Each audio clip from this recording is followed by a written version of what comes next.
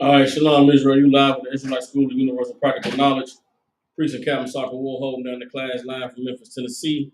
Every Tuesday, Wednesday, and Thursday, we have classes from 6 to 8 p.m. Central Standard Time. Since 1969, the ISUPK been teaching so-called blacks, Hispanics, and Native American Indians the truth according to the Bible. What is the truth? The truth is that so-called blacks, Hispanics, and Native American Indians descend from the greatest people that have ever walked the face of the earth. The Bible identifies us as the lost 12 tribes of the nation of Israel.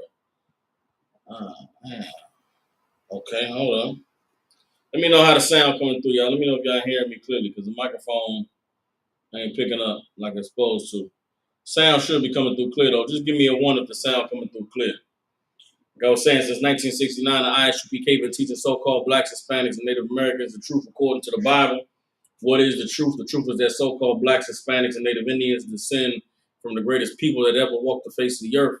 The Bible identifies us as the lost 12 tribes of the nation of Israel. And in the year 2022, there's nothing more important than for so-called blacks, Hispanics, and Native Indians to learn the truth of who we are, where we come from, and what our purpose is here on this earth. What we like to do in the ISUPK is go into this book called the Bible to give you the knowledge, wisdom, and understanding that the Most High has contained here so that we can get back to being the people that He called us to be. I mean, we live in a time where everybody is free to be what they want to be. There's all manner of influences and propaganda and information that's out there to convince you that you can be whatever you want to be. Well, the Most High is also out here, and He has His priests and prophets giving His information and spreading the truth for those who He knows have the spirit to want to be righteous. In this time that we're living in, there's nothing more honorable than being a man and a woman who understands the meaning of honor and integrity and discipline and righteousness. You understand? And these are things that have been lost largely on the society that we're living in due to religion, due to a lot of lies and what's the word I like to use? Propaganda and misinformation. You know what I'm saying? There's a lot of that and it exists in the religious world. Here in the ISUPK, we are not religious. This is not we're not a religious organization. It's not being an Israelite is not something you can decide to join or decide to become. According to the Bible, which is what is written, you were born an Israelite. Israelites only are those who descend from the 12 tribes, and through the history and the records of what is recorded in the Bible, we can identify today who are Israelites and who are not. So if you're an Israelite, there's a chance that you have the spirit to want to serve the Most High, to want to live righteously. If you're not an Israelite, then you have the spirit of heathens. Heathens do whatever they want to do. You understand? So these classes is for our people, for God's people to be able to have an opportunity to reclaim their heritage, to reclaim their identity, and to reclaim the greatness that God bestowed upon us since the beginning. All right. So tonight, the topic of tonight's class is everyone deserves their reward. We're going to the Bible and get some understanding of what it means to get out what you put in. You understand? And that's very important to understand about life, because a lot of times we are living in a society that forces everybody to put on a happy face, forces everybody to smile and pretend as if everything is going wonderful. Everybody just celebrated this so-called Christmas holiday. New Year's is coming up on a Saturday night. And there's a lot of people, man, who are hurting out there. A lot of people that are in pain. A lot of people that are going through, you know, tremendous stress, under tremendous stress and pressure, but they're smiling and pretending like everything is okay because it's the holiday season, because it's Christmas time, because it's New Year's. But that pressure that you feel to pretend that everything is all right is what comes with not knowing the truth of the Most High, not knowing how it is that God intended for you to live your life, man. Being in the truth is such a beautiful thing, because we don't have to pretend in here. We don't have to fake in here, man. You're going through something, you're going through a difficult time, and you having issues and you having problems. You're not required to smile and pretend everything is all right in here. You understand? When you're in the truth, you don't have to act as though you're not in pain, as though you're not hurting. There is a safe place here for you to be able to get help and assistance with the issues and the problems that you're dealing with. You need somebody to talk to.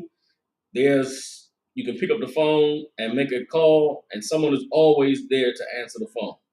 If you're struggling and you know that you're on the edge and life is trying to push you over, then you can pick up the phone, and there's always somebody to talk you off of that ledge, or to let you know that, man, you ain't got to go over the edge, because everything is going to be all right if we have one another. We stay together. You know what I'm saying? Brotherhood is an amazing thing that we have in the ISUPK, and it comes from what is written in this book called the Bible.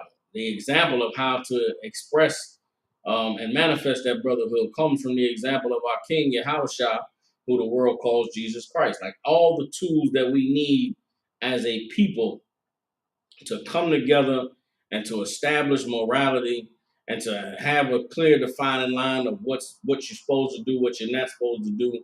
You know what I'm saying? How you're supposed to go about handling different situations. It's recorded in the Bible.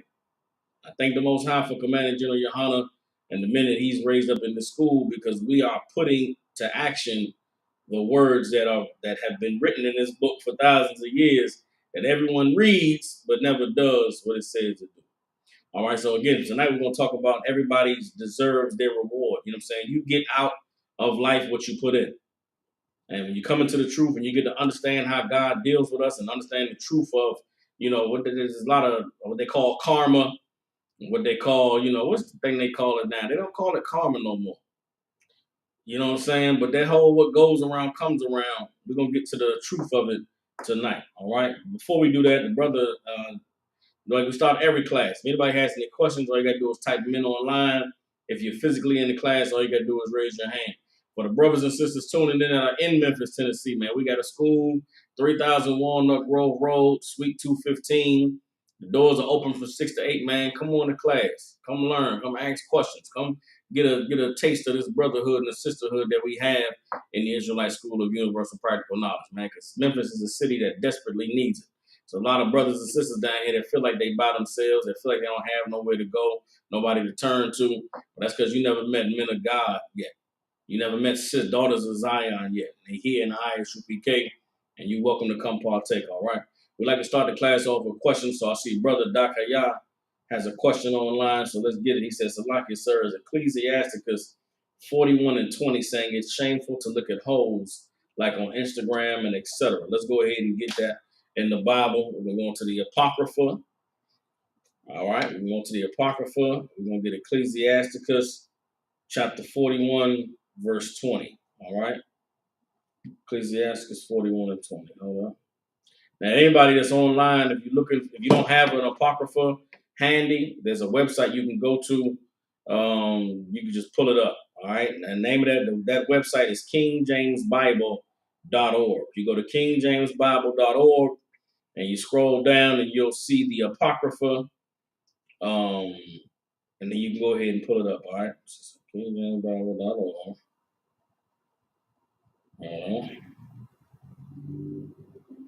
You gotta scroll down till you see King James version 1611. All right, 1611 has the Apocrypha. We'll go ahead down to Ecclesiasticus, and we're gonna get Ecclesiasticus chapter 41 and verse 20.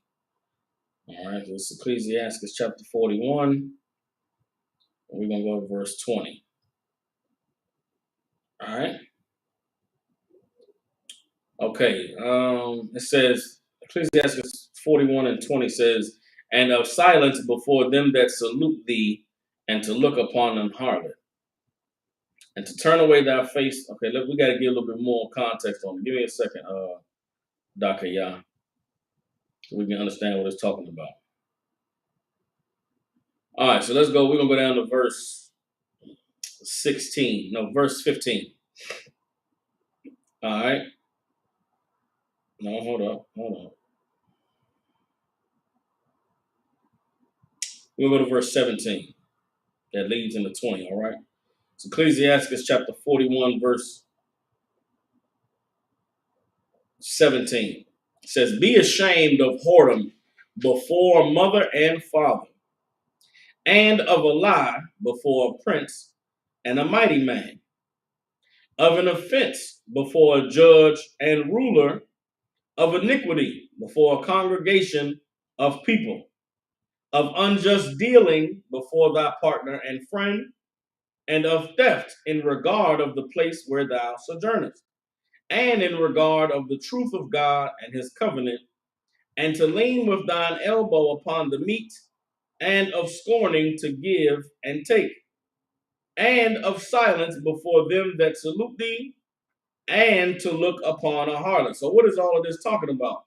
This is talking about all things that you should be ashamed of, all things that bring shame, things that every man should want to avoid. You understand? And the wisdom in this is these are things that you don't want to do. You want to avoid this because it could be damaging to your reputation, damaging to your how people view you, your character.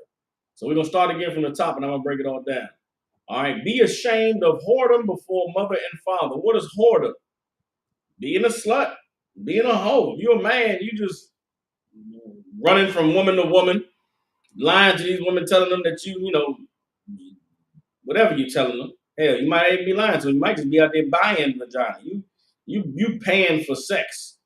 You getting sex by getting women high, by lying to them and selling them dreams, knowing you don't have no intentions of dealing with them.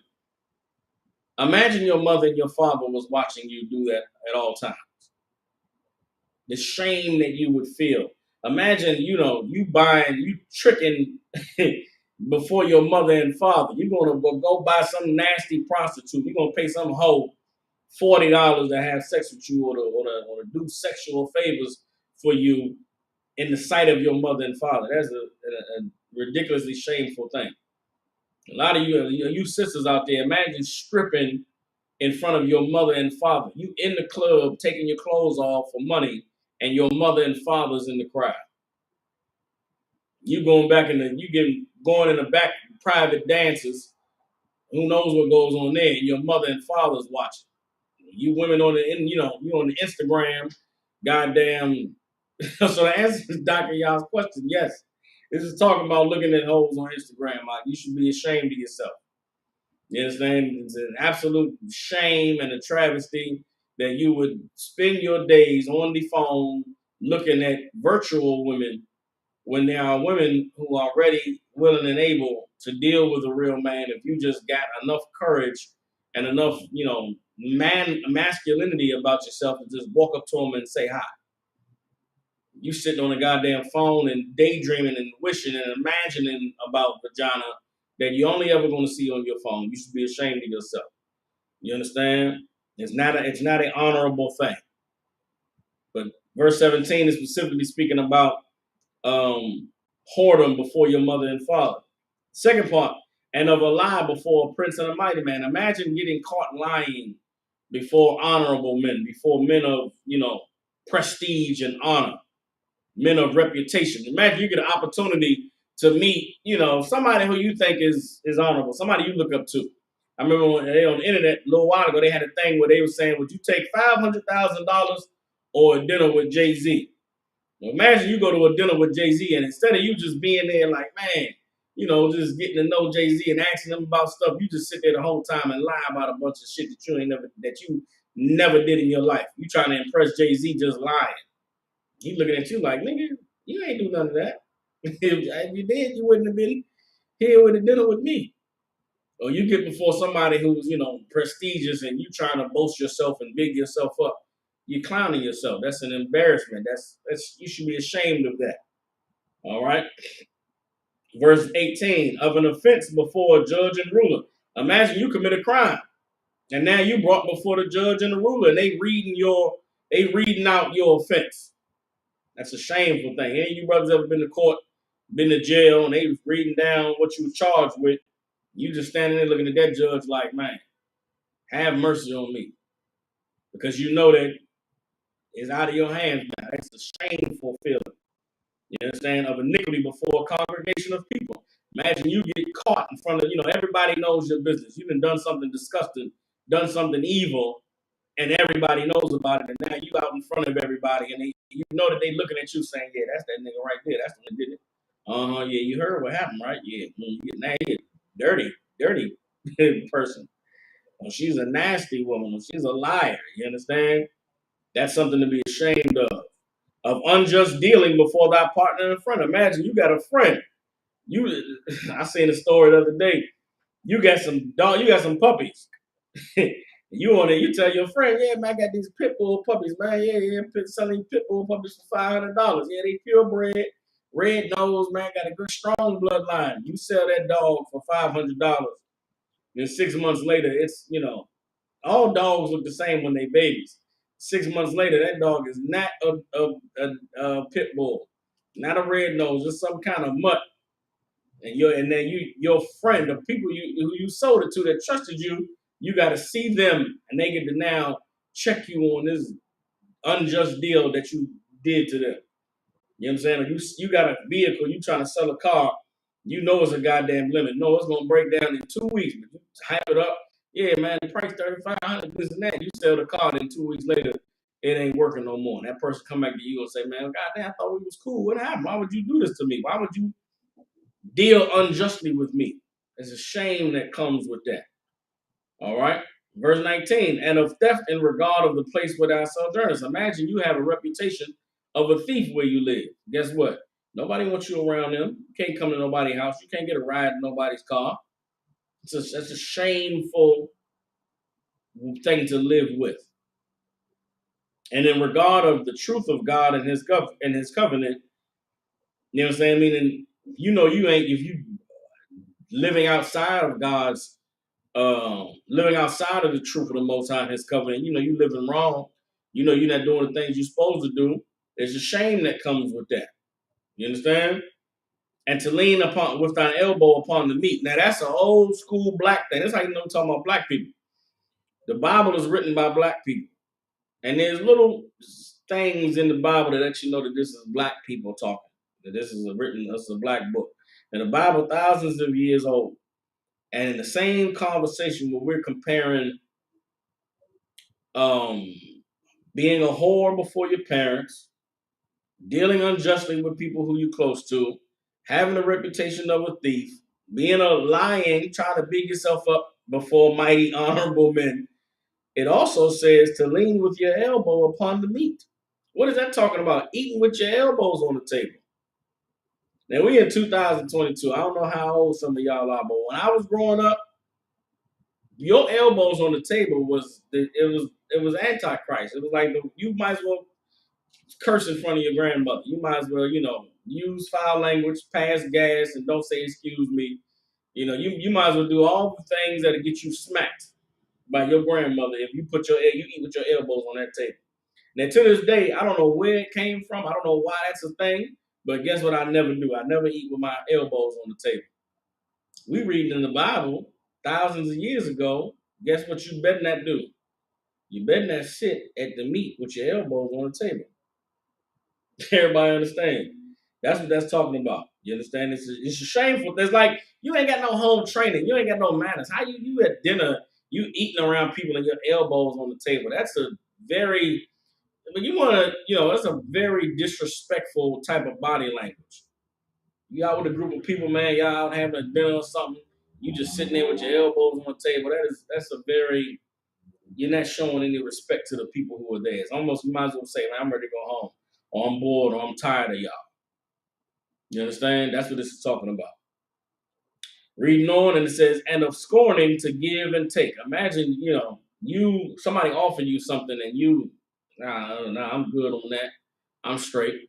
Or if somebody requests you something, you like, why are you asking me? Like, don't be a scorner when it comes to giving and taking. You understand? You go to somebody's house, they offer you something to drink. You know what I'm saying?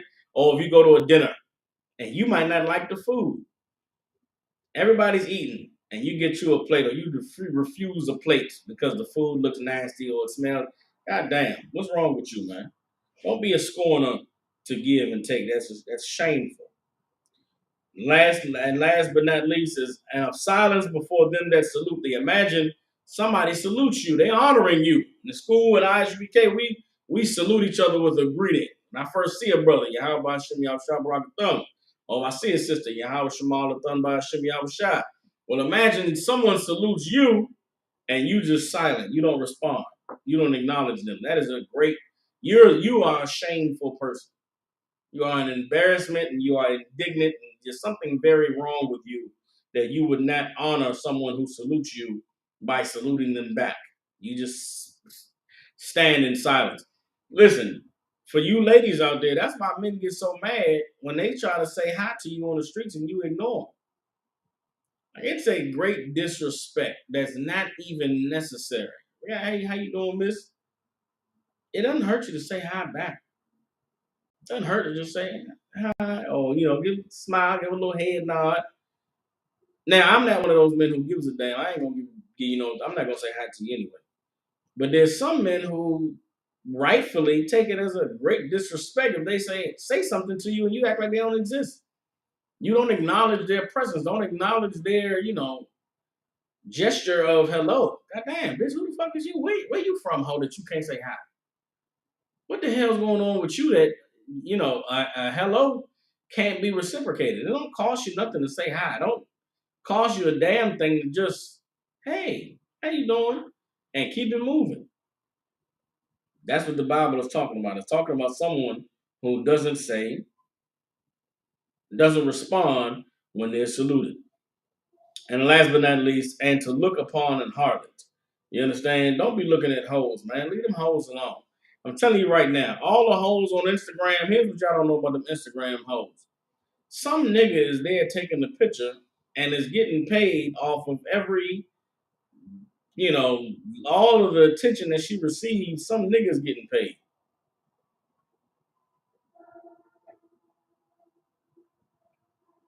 You think you on the internet lusting after some broad, looking at her, bend over and shake it or do whatever them hoes is doing on Instagram, And you not realizing that right after she finishes that video, some nigga is got her spread from pillar to post and is doing his business. And guess what? He don't look at her like you look at her. You look at her like, oh my God, she's so amazing. She's so beautiful. She's something that he wishes he could escape from and get away. Something that he just would throw away. How do you know it? Because he has her take half naked pictures and put them on the internet.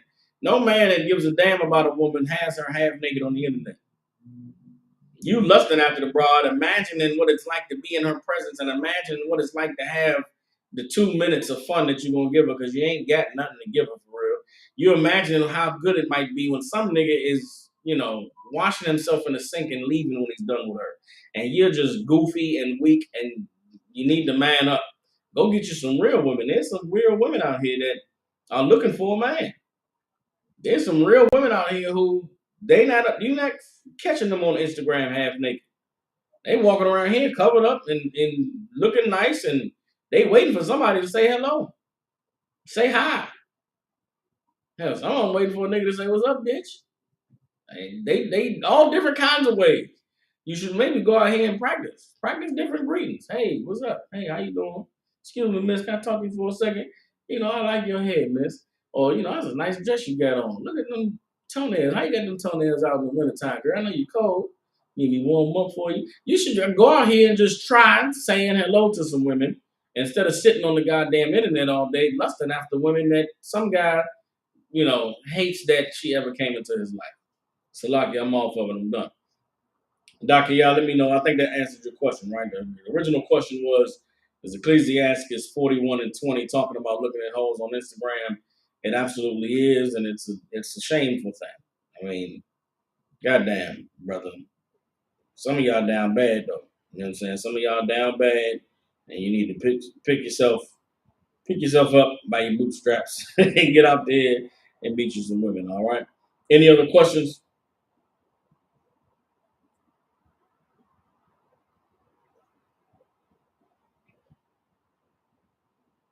If there are no more questions, we're going to go ahead and get into tonight's topic. Again, the title of tonight's class is Everyone Deserves Their Reward. And I wanted to talk about this tonight for the simple fact that there's a lot of people out there who are jealous. And there are a lot of people out there who are envious of what they think someone else's life is like. And it's very important that, it's been said a million times, a million different ways. People who are in certain positions in life,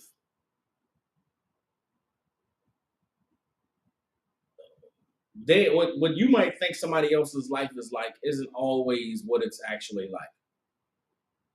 And it's a very sad state of humanity to be living your life but wishing you were living someone else's. I remember growing up, man, and you see certain people and you see the lifestyle that they have and you see the things that the lifestyle they've afforded themselves and the way that they live. And it's easy to look at somebody and say, oh man, they blessed, man. Oh, they got it made, man. Or, hey, man, they living a good life. But you don't know what they did to get where they are. You don't know what they've been through that motivated them to live the life that they have. You don't know what demons people are fighting in their personal lives that motivates them and pushes them to be who it is they have to be to survive in this world. So I know J. Cole got a song called Love Yours. And in that song, he's talking about how there is no life, there's no such thing as a life that's better than yours. You understand? And I know sometimes it can seem bad. Sometimes you can get down. And sometimes you wish you had more money. You wish you didn't have to go to this job. You wish that woman would act right. You wish your man would just be more kind to you or, love you like he used to. At the end of the day, though, you have to understand that it's, important to just count your blessings, to be appreciative for what you have in life, to be thankful for the things that you've been able to overcome, and not always miss out on the things that you have to be thankful for because you're always counting someone else's blessing. Everybody understands? All right, let me go ahead. I see a question from Sister Shakaya. Says I'm gonna deal with that at the end of class. All right, I'll answer that question at the end of class. Okay. Let's go ahead. We're gonna start with. I'm gonna go in the book of Matthew. We're gonna read the words of our King Yahushua, who the world calls Jesus Christ. Let's see what he said. All right.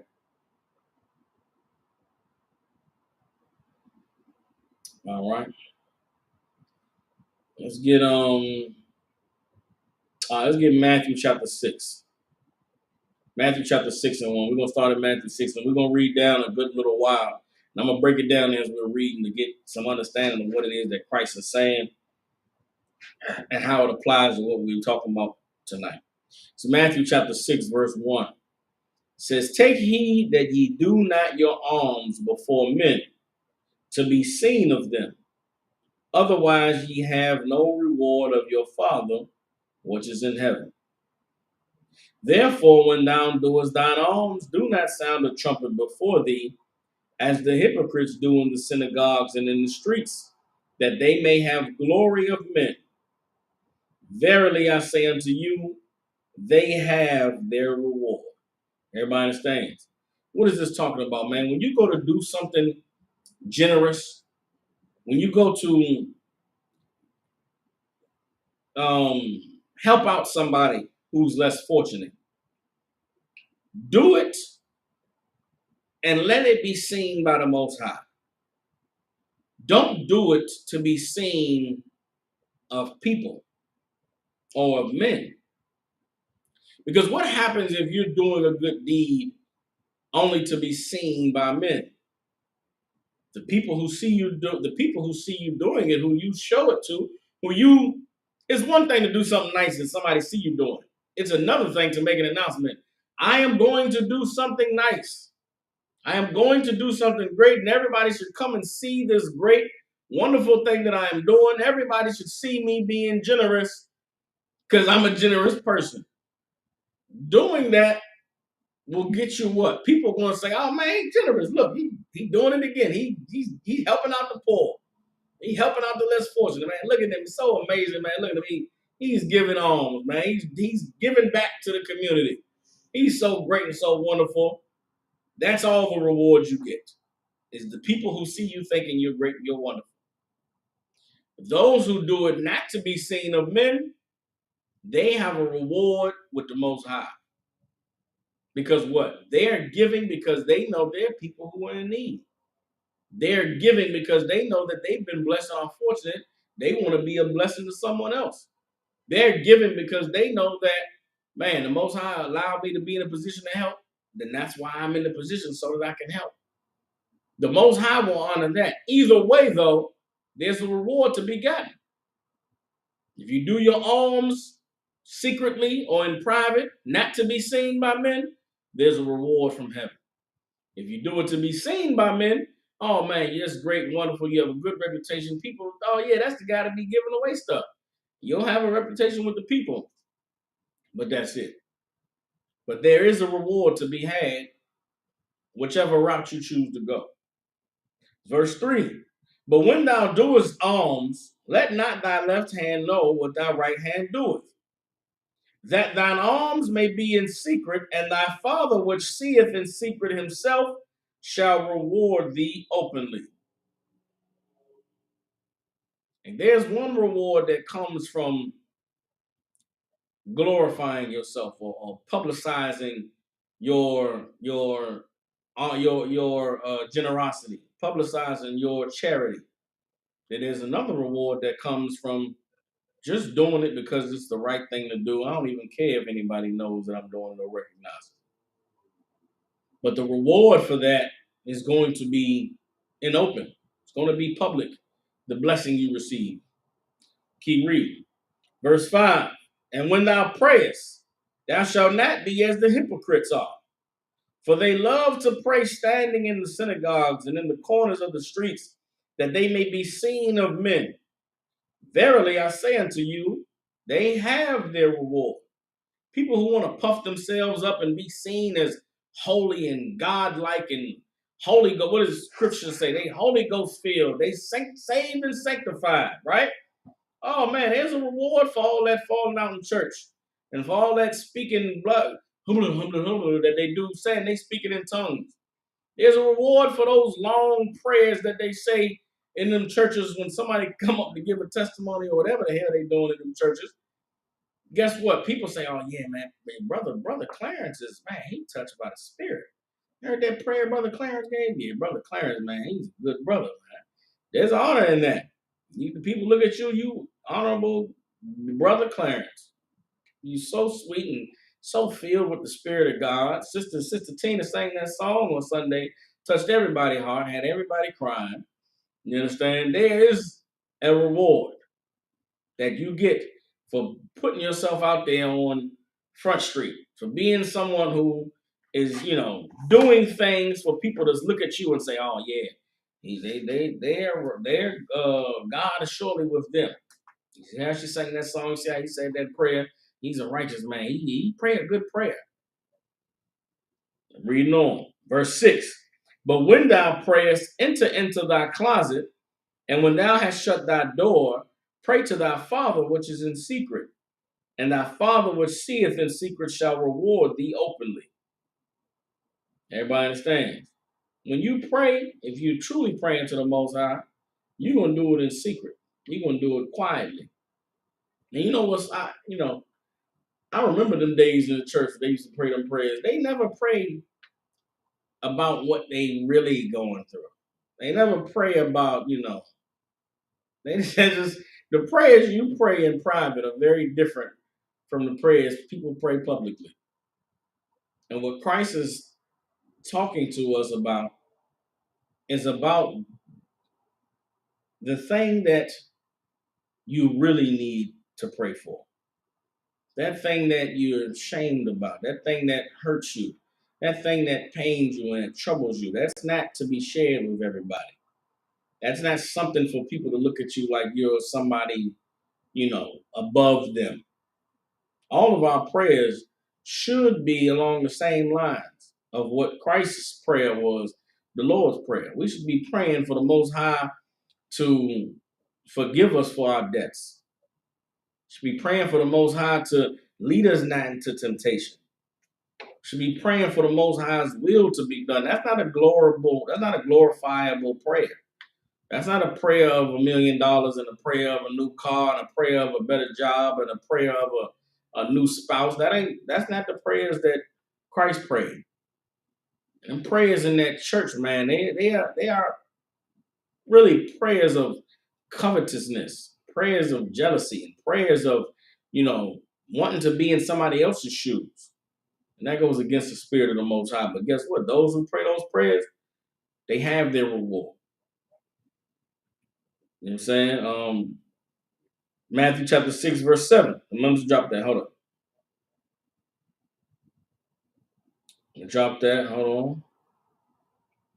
Go down to verse 16. It says, moreover, when ye fast, be not as the hypocrites of a sad countenance, for they disfigure their faces, that they may appear unto men to fast. Verily I say unto you, they have their reward. Again, people who fast and do it to be seen. They walking around, they groggy, they tired, they faces sagging. What's wrong with you, man? What's going on? Oh man, I'm fasting, man. Hell, down here in Memphis, I don't know if they got many Muslims down here, but back when I was living in Philly, boy, around that Ramadan time, getting on that train in the afternoon was just so, sad to see these Muslims just so at death's door because they haven't eaten yet. To hear the conversations of, man, I can't wait till the sun go down. I'm a blue. Like, man, shut up about you and your goddamn Ramadan and your fast. And nobody want to hear about none of that.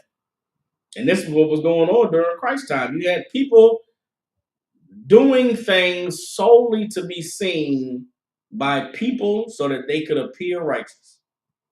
And somebody who's always concerned with what someone else thinks or with what someone else sees or with someone else's approval, that's somebody that you should be, they have their reward. But those of us who serve the Most High earnestly and understand that at the end of the day, He's the only one who we have to answer to on a day that we are going to be rewarded or we're going to be punished for what we've done in life. What another person thinks doesn't really matter. Why would you care to why would you care to seek someone's approval? Why would you care to do things to be told good job by someone who's struggling and fighting to be righteous just like you? When you should be doing everything you do knowing that the Most High from in heaven sees it and knows it. But it's all good because everybody deserves their reward. Those who live their life men pleasing, they get their reward. Those who live their life to be glorified and lifted up by the people, they have their reward. And so do those who live their life to please the Most High. Christ is letting it be known. Don't be like the hypocrites. Don't be like the people who only want to be seen, who only want to be lifted up, who only want to be patted on the back and told good job. Don't be like them. Be like those who do what they do so that they'll hear good job by the Most High, so that they'll be rewarded by the Most High publicly for the things that they've done in secret. Everybody understands? Keep reading Matthew 6 and 17. But thou, when thou fastest, anoint thine head and wash thy face, that thou appear not unto men to fast, but unto the Father which is in secret, and thy Father which seeth in secret shall reward thee openly. Now we get into the part. Lay up not for yourselves treasures upon earth, where moth and rust does corrupt, and where thieves break through and steal.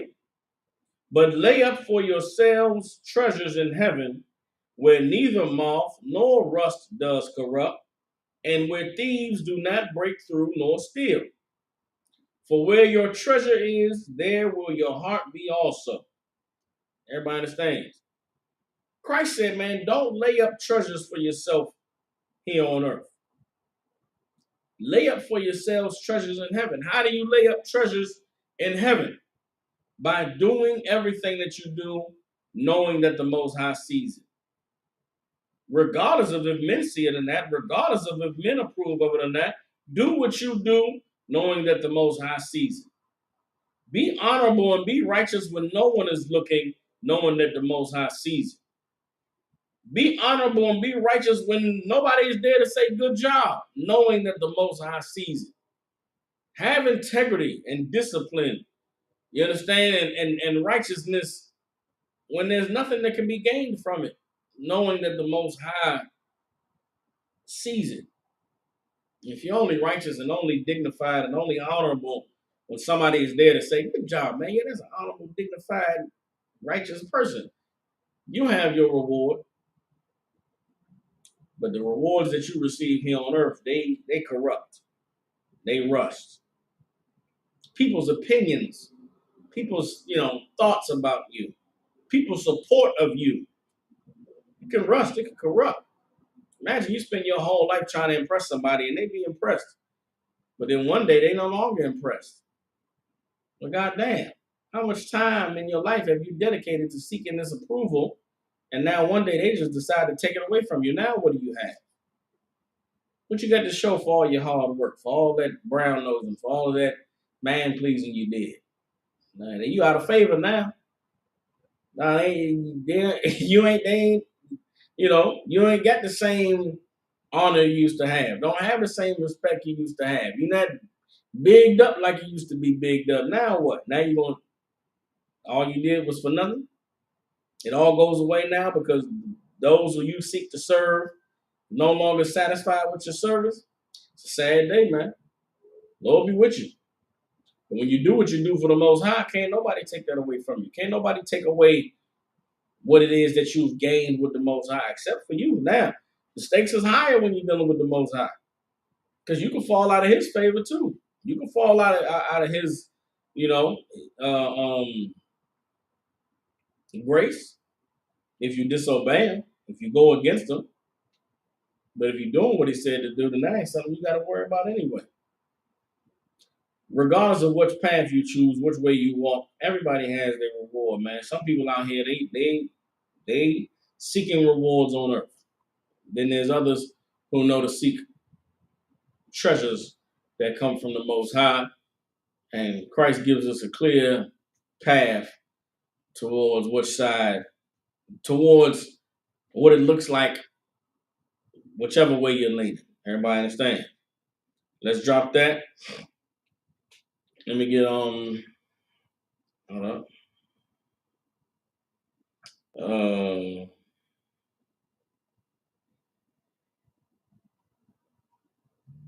Let's get Galatians chapter 6, verse 7. Let's get Galatians 6 and 7. All right.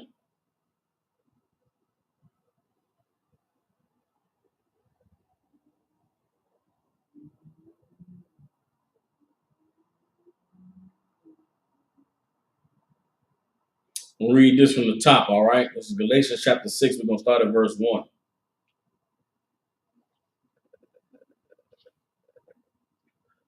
Again, all these scriptures we're going into tonight, about everybody deserves their reward. Everybody's going to get what's coming to them.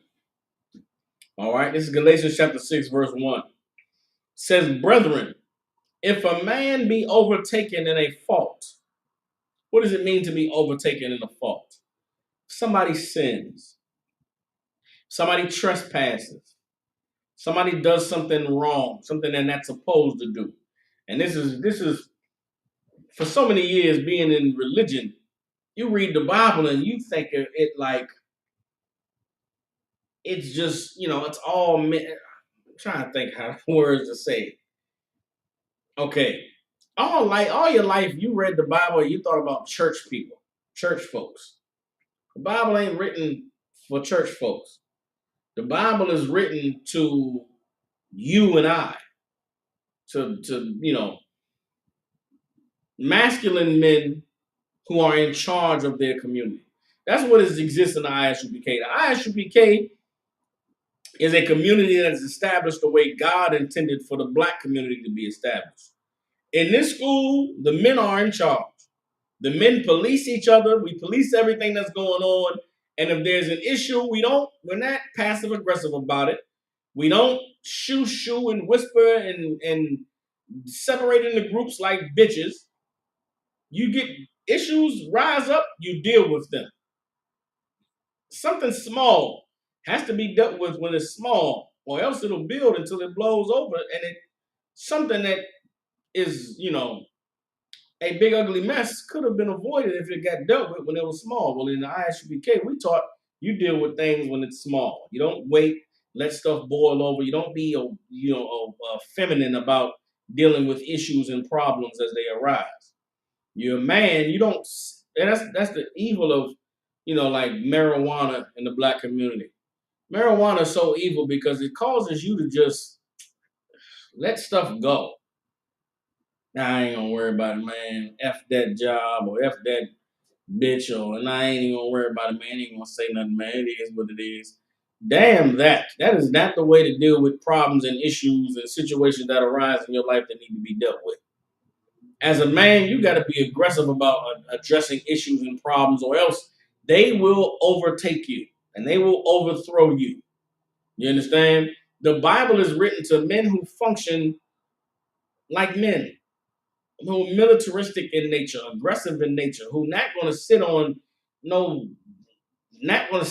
anything that makes them uncomfortable or feel some kind of way. As a man, I could never be uncomfortable in my skin. Could never be in a situation or an environment where I don't, I feel like I'm not, whatever that weak shit is, I couldn't do it. I'm not gonna be uncomfortable. I'm not gonna be, out of my element. I'm gonna be cooler than the other side of the pillow. And if I can't be cooler than the other side of the pillow, I'm going to address the issue and the problem and let it be known, hey man, I ain't rocking like that. And that's how we taught to be in this school.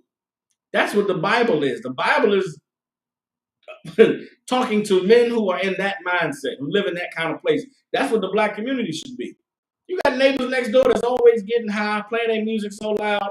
You shouldn't feel like you got to call the landlord. You should knock on their door. Hey, excuse me, brother, man. Listen, everybody do their own thing. I know you do your thing. I can smell the smoke coming through my apartment, but I need you to do me a favor, bro. You got to stop smoking in this room that's next to my apartment because the shit coming through the wall. Now, I don't smoke, and I shouldn't have to deal with the smell of your smoke.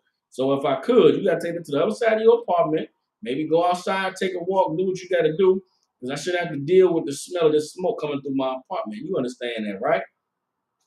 And he should be able to say, hey, man, my bad. I apologize, brother. You know what I'm saying? It's all good. No sweat.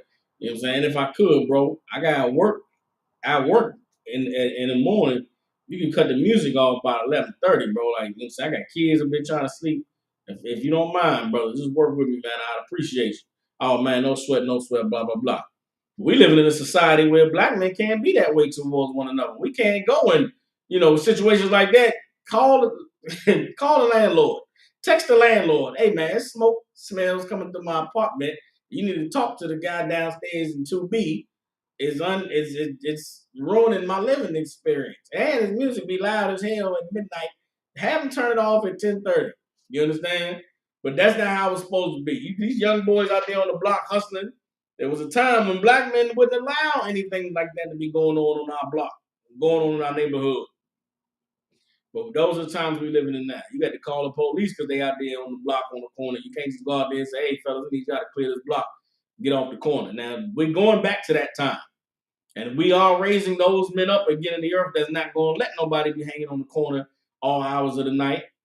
In the meantime, we got to turn to this Bible for the guidance on how to deal with situations and circumstances. So this is talking about how brothers would deal with somebody who messed up, how brothers should deal with somebody who was found in the fault, who's been overtaken in the fault.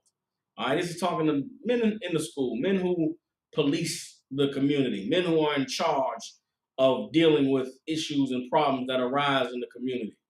You understand? Again, we wouldn't need 911. We wouldn't need the police. We in Memphis, Tennessee. We would not need MPD to respond to any problems or any issues in our communities if men were in charge.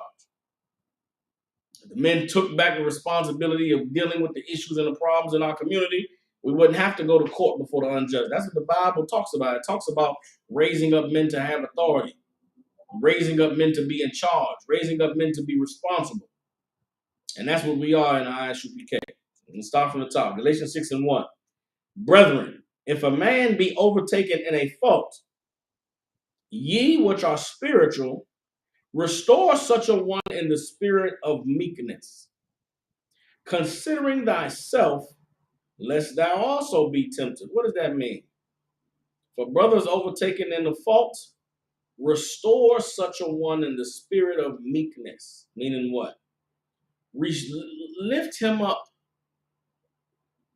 not in power and might, not in demanding and beating them down, but in consoling them. And not even consoling, just in, gotta do better, huh? Gotta be better.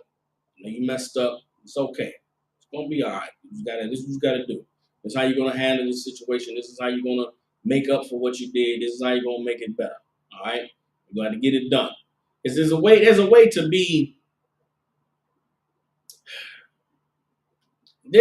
be an authority and not be an oppressor.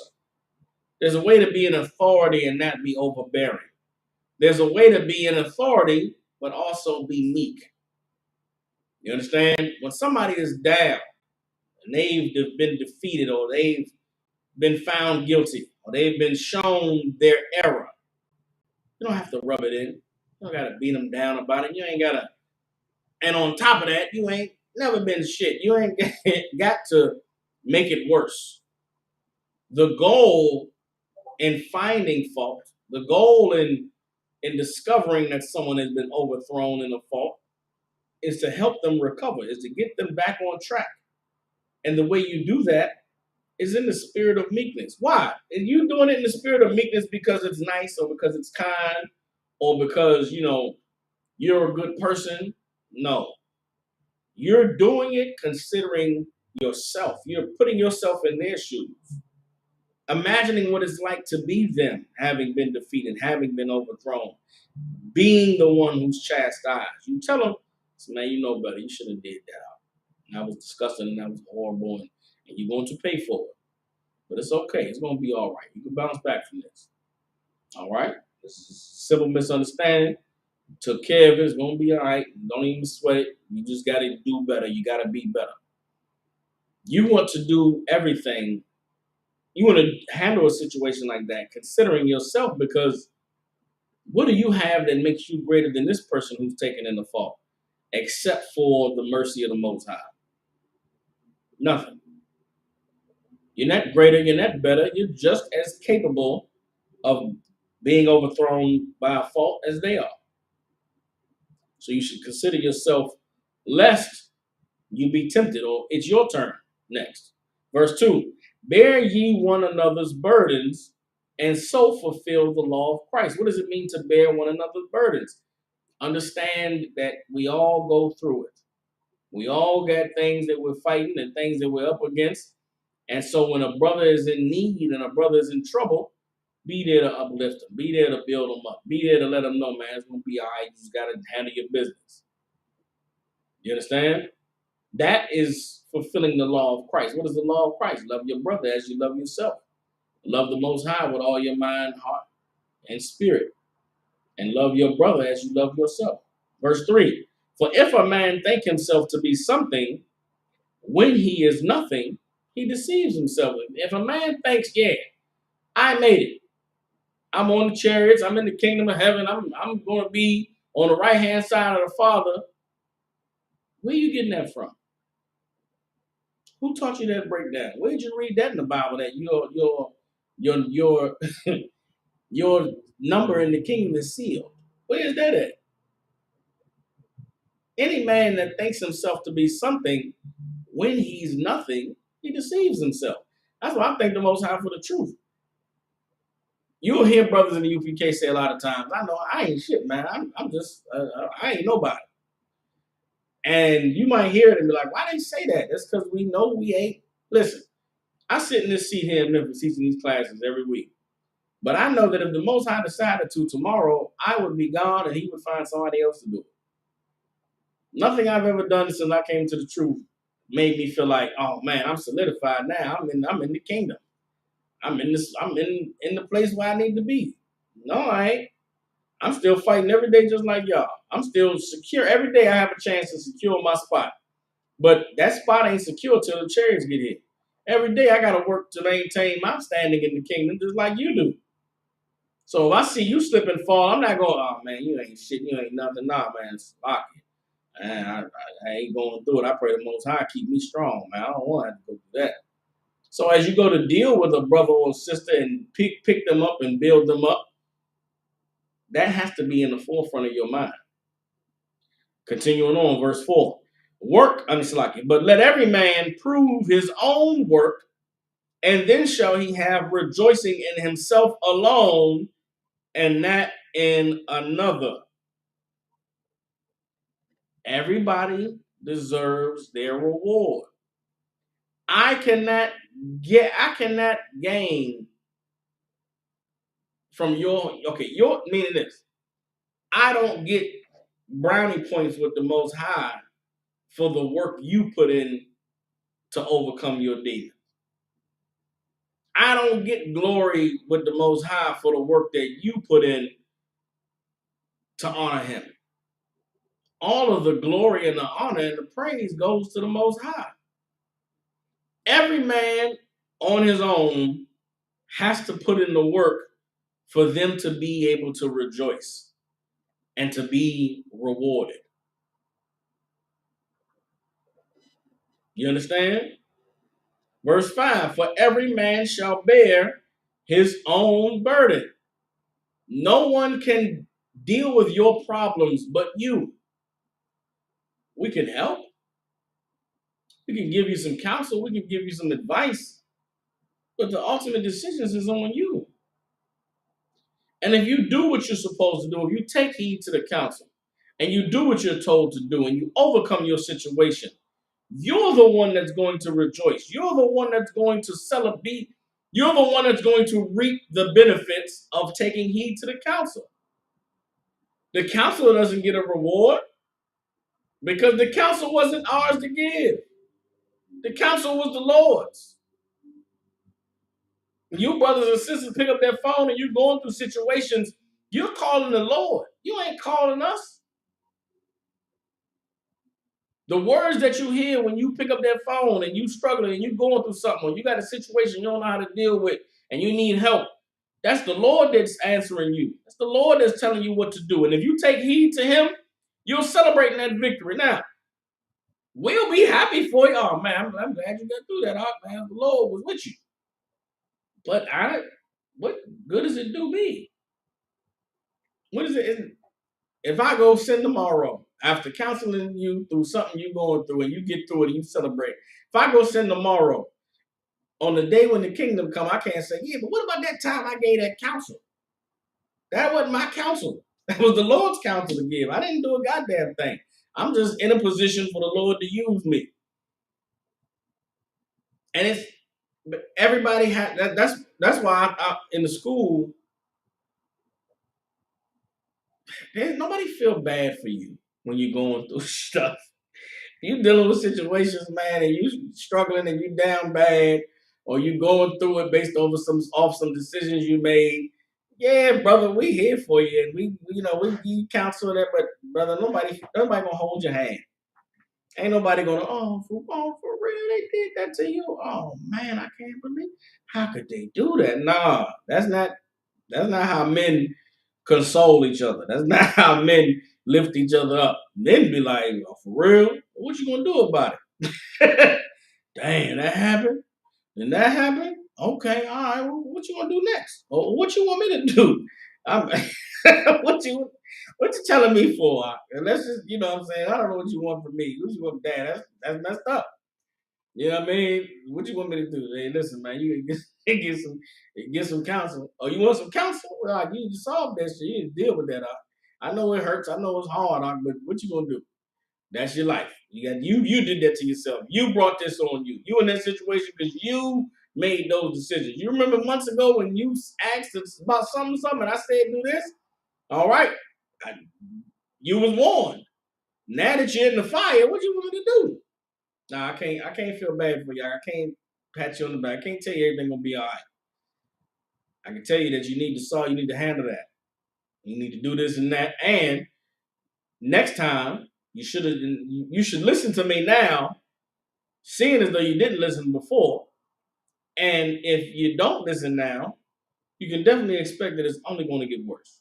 But I don't feel bad for you, brother. I'm not sad for you. I'm not hurting because you did it to yourself.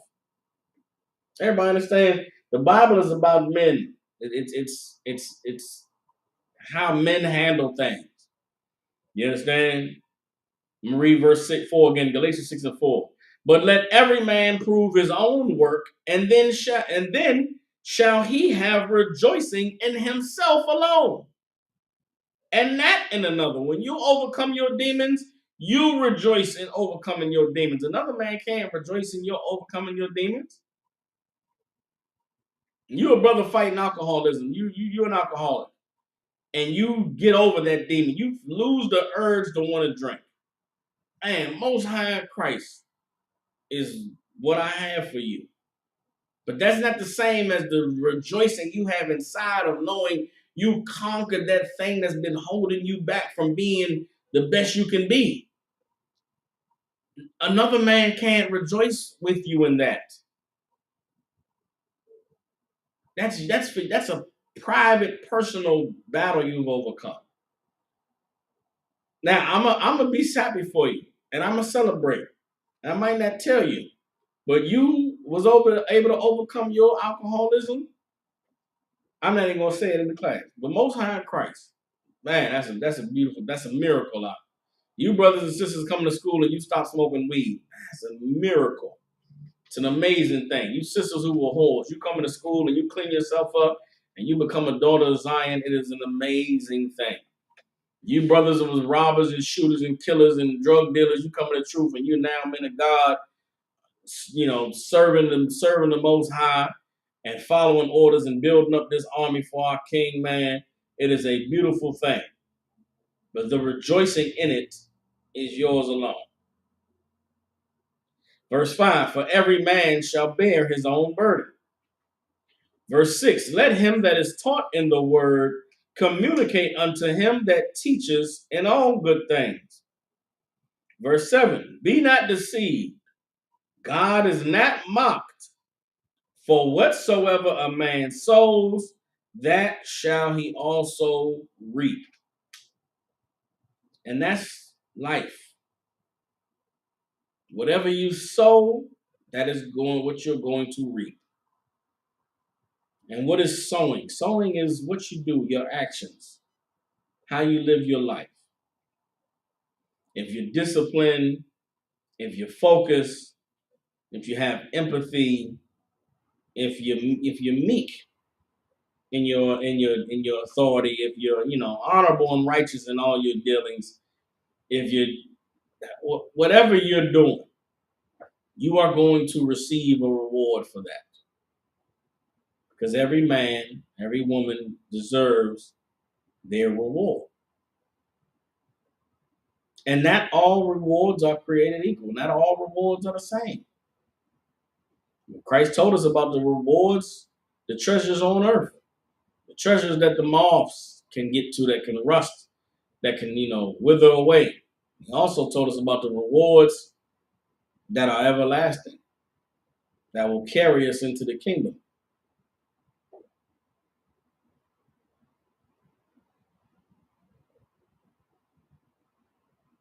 Verse 8, for he that soweth to his flesh shall of the flesh reap corruption. But he that soweth to the Spirit shall of the Spirit reap everlasting life.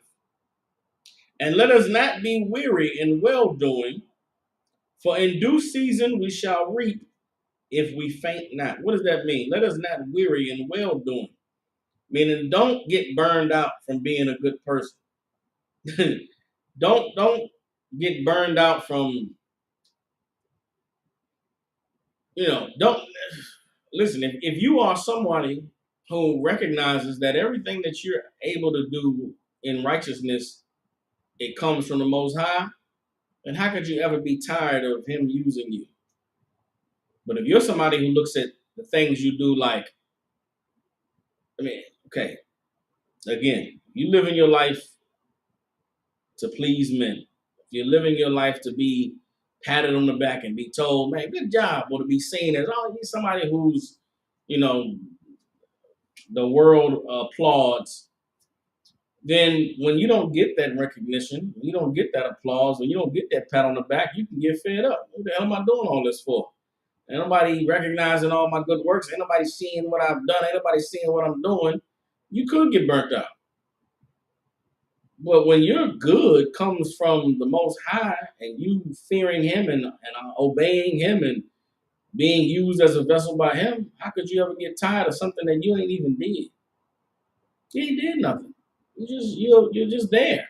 The Lord is doing all of it. And that's I couldn't imagine ever, getting tired of the truth. How you get tired of something that you ain't had no control over? Listen, I did not wake up one day and say, I'm going to come into the truth. The Lord brought me into the truth because I had nothing else. So how could I ever be tired of the truth when I ain't never even did nothing in the truth? Like everything, I ain't did nothing. I ain't did no, the work I've done was the work that the Most High willed me to do. I didn't wake up one day and say, yeah, I'm going to do this work and I'm going to put in this work. And my reward I don't get a reward until the kingdom is here. This is a job that never stops. It's not a job that you clock in and clock out of. No, this is a 24/7, 365 job. How can I ever get tired of serving the Most High when that's what my life is about? That's why he gave us life. Like when you begin to understand the Bible and you begin to understand the truth, the righteousness part is just life. It ain't even work. And it's not even something that you could never say, look at what I've done for the truth, or look at what I've done for the Lord. I deserve this and I deserve that. What did you do exactly? What exactly have you done? What did you made that up? You created that? What you chose serving the Lord over being in the world? My nigga, that's not a choice. That's what the Bible says you're supposed to do. Like everything that we've done is because the Lord allowed us to do it. He used us to do it. If you're getting weary of being in the truth, then you should check yourself. You should evaluate what are you even doing here? Why are you here? How could you get tired of doing something that you were chosen for? How could you get tired of doing something that you ain't even done? What are you doing? You understand? But that's the difference between somebody who sows in the flesh and somebody that sows in the spirit. Let me drop that. All right, we're gonna drop Galatians chapter 6, verse 6. Let me get hold on.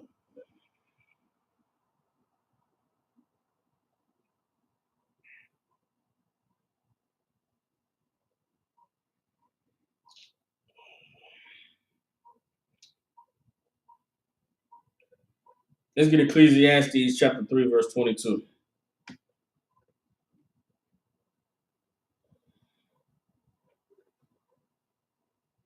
Get Ecclesiastes chapter 3, verse 22.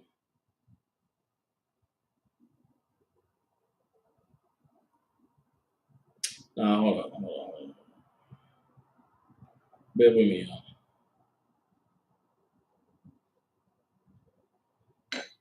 Hold on.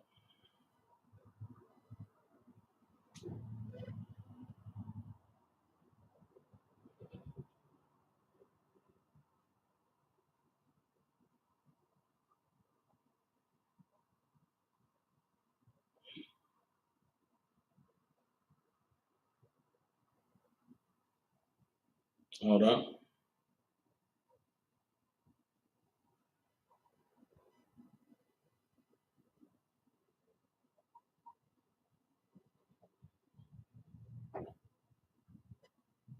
Hold on.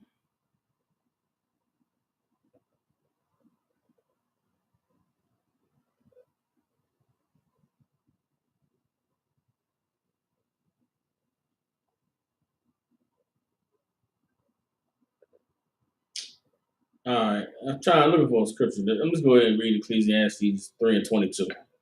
It says, "Wherefore I perceive that there is nothing better than that a man should rejoice in his own works, for that is his portion.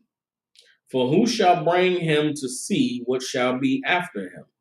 You understand? I mean, everybody should rejoice in their own works, for that is their portion. We all have our own portion that we've been given. Not everybody can do everything.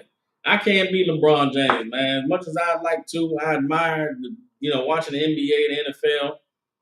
I'm 5'6", 3 something. I ain't. I'm not that guy. I never will be. Never was. I grew up. Listen, I grew up in a family of boxers. Growing up, my grandfather was a boxer. My uncles were boxers. You know what I'm saying? My older two cousins was athletic, man, played football, basketball, and then there was me. And I was smart and had was intelligent, but athleticism was just never my thing. I knew at a young age, at a very young age, athleticism was just not going to be my thing. Even though I went on to play football in high school. listen, this is when I knew that I wasn't cut from the same cloth as my uncles and my cousins. What grade was I in? I played Pee Wee football. I played Pee Wee football. I think I had to be like, man, 10 years old. No, I was younger than that. I was like fourth grade. I was fourth grade, matter of fact, which would have meant that I was what, 9? I played for the Burtonsville Panthers. You got what? If you listening, I don't know if you was there, but you would laugh. I played for the Burtonsville Panthers football team, and then they put me on the offensive line. My whole life as a kid, we used to play out in the park. We used to play out in the front of the building. We used to play throwback tackle. I remember playing throwback tackle. Man, I get the ball, I'd be running, They used to call me Kevin Mack. Kevin Mack was a football player for the Cleveland Browns at the time. You know what I'm saying? And that was my slave name. They used to call me Kevin Mack. I'd be out there running on that field, man, feeling good. I was a young kid. Man, 9 years old, they put me in the Beltway League playing for the Burtonsville Panthers. They put my big ass on the offensive line. That was the part of football that I didn't even know existed. And throwback tackle, ain't no blockers. What do you mean block? Man, I'm supposed to be the running back or the fullback. Why? Because my cousin was the running back when he played in high school. My other cousin was the wide receiver. So I'm thinking I'm going to go out there. They go, yeah, I'm going to be the running back. They put my big ass on the offensive line, right guard. Man, I don't know nothing about no goddamn blocking or no getting down in the position. So my whole fun for the whole football was killed because I wanted to run the football. But there was other kids athletic and fast. Anyway, long story short, we play, we getting wins and we doing good. Man, we in the playoffs. We in the playoffs and we go to play a private school team named St. Bernadette's. St. Bernadette's was a goddamn Catholic school that was not too far from where I grew up. And I remember we went to kids I went to elementary school with, some of them played for St. Bernadette's. And we knew we was going to play each other. There was a whole lot of talk about who was going to do what when we played, right? Man, we went and played St. Bernadette's, and I was lined up blocking this kid that was in the 5th grade. This kid's name, I forget this nigga's name. I remember the other boy's name was Jonathan Kidd. Jonathan Todd was the nigga's name. Big head, light skinned nigga. There was a dark skinned, crispity black nigga that was on that team. And he was on the defensive line and I was on the offensive line. And I remember, I don't know if my uncles and them came to all my other games, but they came to that game. And I remember, man, being out there trying to block and not being able to block. And I remember we was getting blown out. We was losing real bad. And I remember being on the sidelines of that game. My uncles was getting on me, man. Come on, man, you gotta block him, man. What you doing out there? You gotta do something, man. You big, man. You gotta grab and block him. And I remember, man, I remember saying something. He's too fast. I can't block him. I did some type of bitch ass. I can't do it. It's too hard. And them niggas laughed at me, man. They checked me so bad, man.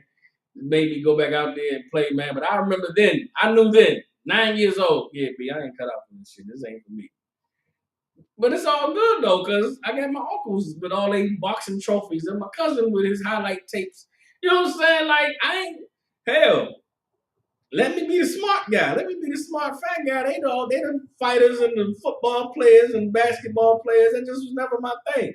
You know what I'm saying? Now, what you gonna do? You gonna sit and whine and cry about not being an athlete, or you gonna glory in the intelligence and the you know what I'm saying? Like everybody's been given their portion. You know what I'm saying? And I'm thankful that in my life, I never sat around and just was wishing I had somebody else's portion. Nah, I'm good with what I got. I'm thankful for what I have. And that's how every man should be. You should rejoice in your own work, rejoice in being able to do what you can do. You know what I'm saying? I can't be six. Listen, there's a brother right now. This brother, Shumgar. Salute to Shumgar, man, out there in the UK. Man, big ox of a man. Just big, strong brother, wrestling bulls and shit. I can't be Shumgar. I can't be the intimidating giant presence in the room that, have niggas like, yeah, man, I'm gonna steer clear of that cat. I can't be him, but I can be me. I can be, friendly, brotherly, joking, happy guy. You know what I'm saying? And you need both of them, though. You need the big, scary, intimidating cat that there's legends of him wrestling bulls standing over there. And then you need the brother I ain't wrestling no bulls, my man. You know what I'm saying? That's what I got Shumgar for. You know what I'm saying? But everybody should be able to glory in what it is that they have. Everybody should rejoice in what they've got. You understand? You should be thankful for the things that the Lord has saw fit for you to have and rejoice in it. Because what you might think is better is not. What that other man has, what the Lord has blessed him with, trust me, there's a whole set of problems and issues that come along with what he got that's very different and diverse from the problems and issues that you have with what it is you're dealing with. Some of you brothers out there, you might not have a wife. You might sit and look at brothers with these wives and say, oh, man, they got 2 wives, 3 wives. Oh, man, they living the life, man. It's amazing, brother. You don't know, some days brothers wish that they was like you. They did not have a wife. That they could just blink and go back to the time when it was simpler and it was easier and it was less bullshit. So, you thinking it's wonderful and it's amazing and it's just peaches and cream. You don't know what a man goes through to be able to do what he does. You don't know the issues and the stresses and the problems that come with what it is that brother's juggling. You should never ever allow Satan to have you to be wondering about someone else's life when there's so much that you could be enjoying about yours. Again, everybody deserves their reward, man. Everybody's going to get what's coming to them. You just make sure that you're doing what the Lord requires of you so that when what you deserve comes your way, you are able to rejoice in it, knowing that your works have rewarded you what you have received. Now, if your works rewarded you hell, guess what? You gotta change. You gotta be better. You gotta pray. You understand? And make sure that what you're doing for the Most High. Make sure that what you're doing it for the Most High, and that what you're doing for the Most High is in secret. Everybody understands that. All right, so we're gonna drop that. We're gonna get off of the topic. I believe sister had a question earlier in the class. Let me go back up to it. Sister Shakaya. Hold up.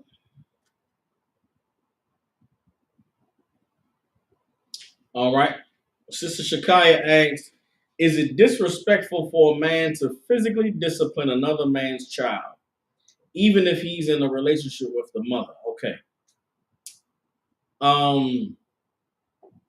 Any situation where there's a man being around and in the life of another man's children, the not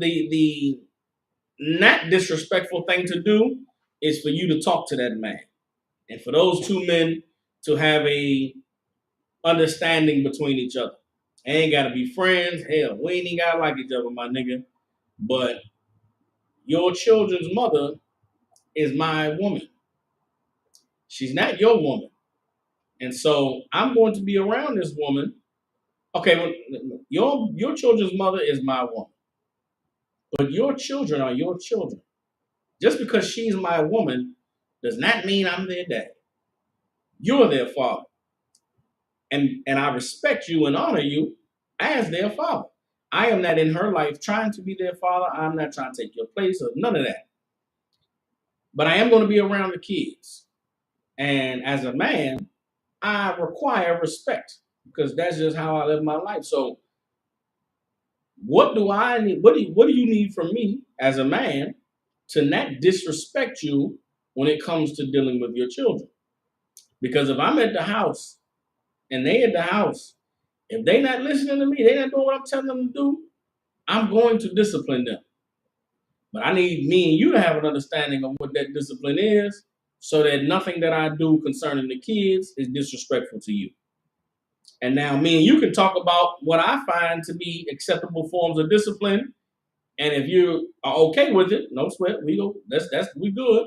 If you're not okay with it, well, then we need to have a conversation and come to an agreement on what's acceptable and what's not. But it should be between that man and the father to talk about and to deal with. You understand? What's disrespectful is a man is in his children's life. I mean, a man is in his child's life, and you don't involve him in any of the dealings that you have with his children. Meaning, I'm dealing with I'm dealing with your children's mother, but me and you have no kind of conversation or relationship at all. That's kind of weird. Because if I'm the father and you around my kids all the time, nigga, who is you? Okay, that's weird too. Okay, not even who is you, but one of them then should want to meet the other and talk to the other one. If I'm a father and you around my kids, hey, what's good, brother? I'm gonna shake your hand and look you in your eyes and have a conversation with you because you around my kids. If I'm the guy who's dealing with the woman and I'm around these kids that ain't mine, and I know the daddy is around and he coming to see them and picking them up, then I gotta meet him. Hey, what's going on with you, man? Hey, man, I'm Chief. Yeah, man, I've been dealing with Sheila for some time now. We've been getting along pretty well. I'll be around sometimes. And Be around the kids, man. You got your beautiful, beautiful children, man. Beautiful son, wonderful daughter, and I want to make sure that me and you as men can talk and communicate. You know what I'm saying? Because this thing's going on with her and the kids, and she gets stressed out sometimes, and I got to deal with them. I want to make sure that I ain't overstepping no boundaries. You understand? So you as a father, I need to know, man, what you want me to do when the kids getting out of line, this and that. Here's what I do. They have a whole conversation about how they should deal with the kids and what's acceptable now. What'd be easier for me is I'm gonna call your daddy. You acting up? I'm gonna call your dad. I'm gonna get him on the phone now. I'm dialing your daddy. I'm calling your daddy right now. Don't call my daddy, please. That's the type of relationship. If I deal with a woman that got kids, that's the type of relationship I want with the father if he around. I want to be number one. I'm gonna call your daddy. He can deal with you. I don't want to deal now. Goddamn, if I'm a daddy and another nigga gotta call me by my kids, them kids gonna make sure that this nigga never gonna call me ever in life. You got another nigga calling my phone because you ain't behave. You better sit down, shut up, do what you're supposed to do. Don't you be having no nigga call my phone. So to me, that would be the biggest. I would love to hang that over a kid's head. I'm gonna call your father, call your daddy. Keep acting up. You think it's a joke? Call your daddy. Now, if your daddy ain't one of them kind of daddies, no sweat. I don't believe in beating children. I believe after the age of 3 or 4, beating ain't gonna do nothing. Spanking ain't changing nothing. I'm telling you this, I ain't got no kids yet. But I have some kids. Either my kids gonna be well behaved or they will be the athlete that I was not. My kids gonna be boxing and playing football and basketball because at 5 years old, I'm gonna have them doing squats. I'm not beating no big ass kid. If you too big for me to carry you, then you're too big for me to beat you. You better go grab them books and hold them over your head and knees at a 45-degree angle against the wall. You give a kid about 5 minutes of that, they're gonna be not even 5. A minute, 30 seconds, 2 minutes. And crying, please, you better not drop them books. You better not fall on that ground. You fall on that ground, see what's gonna happen to you. And then you just punish them, put them in a room, face in the corner or something. Like, goddamn. There's so much you can do to kids to teach them, but you got to do it when they're young. You got to start when they're young. You beating a 9-year-old, an 8-year-old. What are you doing? Like, stop that. Kid is not learning nothing, but you just beating them, and it's abuse. You know what I'm saying? But for it to not be disrespectful, the two men should meet and have a conversation about discipline, what's acceptable and what's not acceptable. All right.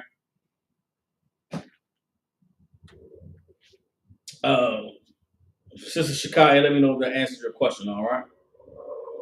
With that, any other questions before I close out the class?